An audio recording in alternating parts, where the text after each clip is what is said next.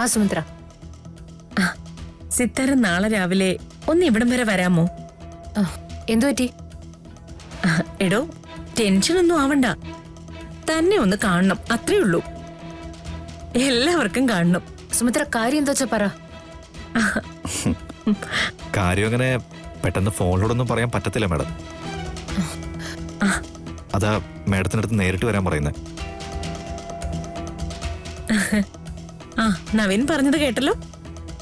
സന്തോഷമുള്ള കാര്യ. സിത്താര എപ്പോ വരുമെന്ന് പറ. എന്നാ പിന്നെ ഞാനൊരു 10 മണിയാവുമ്പോ എത്തിയാ മതിയോ രാവിലെ? അത് മതി, അങ്ങനെ വന്നാ മതി. എങ്കിൽ ഞാൻ ഫോൺ വെക്കട്ടെ? ഗാതമോൾക്ക് കൊടുക്കണോ?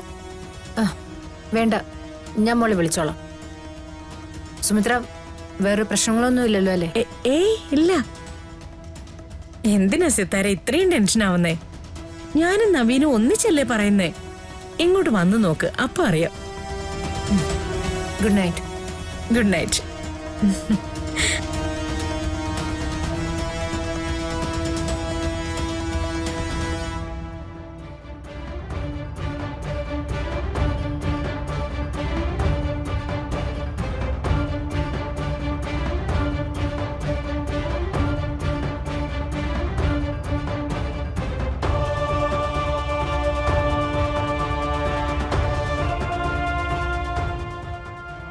ഇവിടുന്ന് ഒരു വിളി അങ്ങോട്ട് ചെല്ലുമ്പോഴേക്കും ഗാതമോൾ എന്തെങ്കിലും കുരുത്തക്കേട് കാണിച്ചിട്ടുണ്ടാവുന്ന സിത്താരയുടെ പേടി.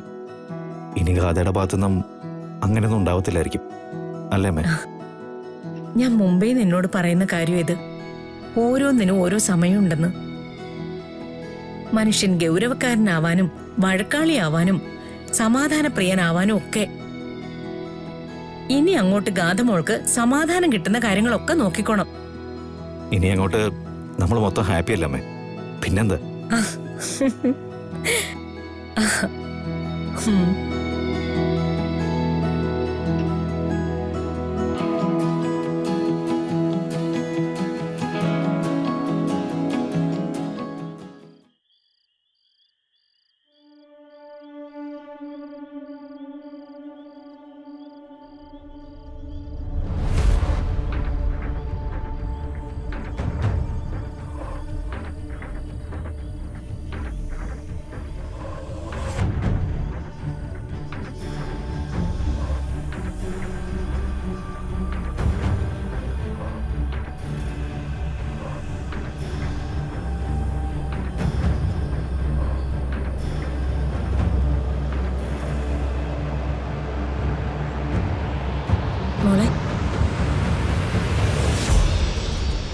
മോളെ, നീ എന്താ ഇവിടെ?